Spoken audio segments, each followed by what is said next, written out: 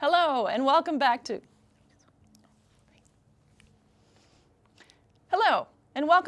English for Management and Leadership.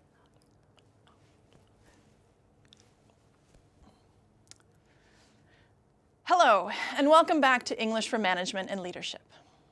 Have you ever been in a situation where you keep getting interrupted? How about where someone else is doing all the talking and you can't get an opportunity to speak? Would you like to know how to prevent interruptions and how to attempt interruptions of your own? Well, that's the focus of this video. We will show you strategies for what in English we call holding the floor. No, you aren't literally touching the floor.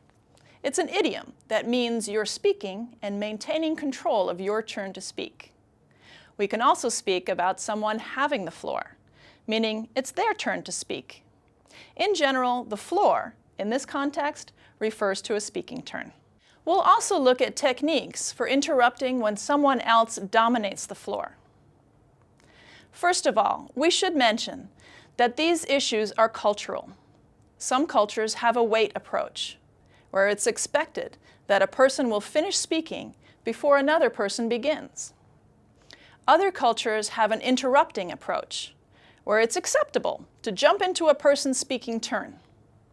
Even others have a pause approach, where it's expected that a pause is offered between speakers to ensure that everything has been said. There can also be differences in approach within cultures, among families, and even among certain functional areas, such as IT or finance, marketing or engineering. What about you? Do you follow a wait culture, an interrupting culture, or a pause culture? Some people feel that certain interruptions are okay. Compare these two examples. Hey, I walked by Norma's desk yesterday. Oh my God, I didn't know she was back. I love her so much. Oh, I'm sorry. Go ahead. Oh, no, I love her too. I didn't realize she had such a talent in graphic design. She does. I went by Norma's desk yesterday. Norma, she's back? Yeah. Oh my God, she used to sit by me. Yeah, and so, I heard that she took a sailing trip and she had to get rescued, and she thought she was gonna die. What did you notice about these two interactions? How are they different? Is one more acceptable than the other? Interestingly, even if you come from an interrupt culture, interrupting is usually considered impolite, unless it follows certain rules. Most often, we try to interrupt when a speaker has been going on and on and on and on, either dominating the floor or not really adding anything new to the conversation. In our opening scene, Jake was one who seemed to go off topic a little more than the others. So how can you politely limit his conversation time? First of all, if it's a new relationship to you, cut the person some slack until you get to know him better. In other words, allow him a few lengthy turns to understand better whether he just likes to talk, whether he likes to talk off topic, or whether he actually has good information to share. Otherwise, show that person that you are listening by summarizing his or her main idea. Then find a relevant connection to the meeting purpose and redirect. Follow up with a question related to the meeting to get that person back on track. If that's difficult, wait for a pause, then ask the person to clarify. I'm not following you. Can you explain how this relates to the point we were discussing? If they can't, use the opportunity to go back to the agenda. I see. Then that topic is best discussed at another time. Right now, we need to focus on deciding our next steps. Show how it's important, but not important now, or not related to the agenda. Let's table this for another meeting. But whatever you do, be calm, be confident. Be curious, but if you're leading the meeting, be in control. If you're not leading the meeting, you can also help by being an active bystander. I'd like to hear what she has to say. Please let Mike finish. Now let's switch perspective and imagine you are the one who's speaking and you would like to finish your thought. In other words, you want to hold the floor. First of all, try not to take interruptions personally. Often interruptions have more to do with the interrupter than with you. Make it clear that you were interrupted, but you can do so politely. "Excuse me, Liz, but you didn't let me finish. I'd like to note that the deadline for delivery is Monday."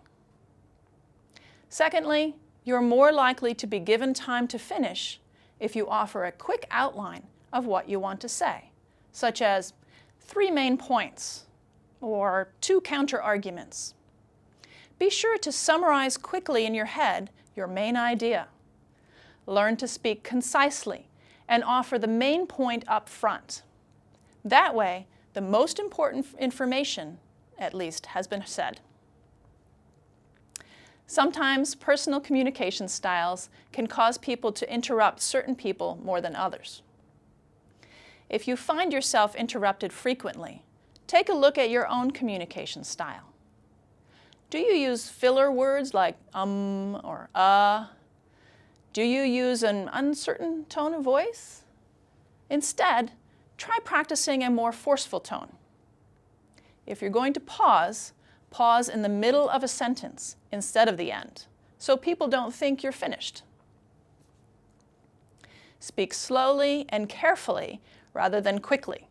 This can be difficult to do, especially when you're afraid you're going to get interrupted. Use body language to demonstrate presence in the room. Amy Cuddy's research on power posing has shown how body language can make you feel and look more powerful. Take a look at her TED Talk to see the kinds of techniques she recommends. Avoid undermining your own authority by using weak phrasing such as, "I'm not sure this is right, but I just think we should try this." Finally, don't automatically stop when you're interrupted. Sometimes interrupters are hoping you'll stop and let them talk instead. Let's review the key takeaways of this lesson. First of all, consider your audience. Are you interacting with people from pause, wait, or interrupt cultures? If you're going to interrupt, do so politely but firmly. If you're leading the meeting, redirect the conversation back to the topic, or suggest the conversation happen at a later date. If you're a participant in the meeting, point out that you would like the speaker to finish because you'd like to hear what they were going to say. To prevent interruption, summarize your thoughts in your head and present the most important information up front.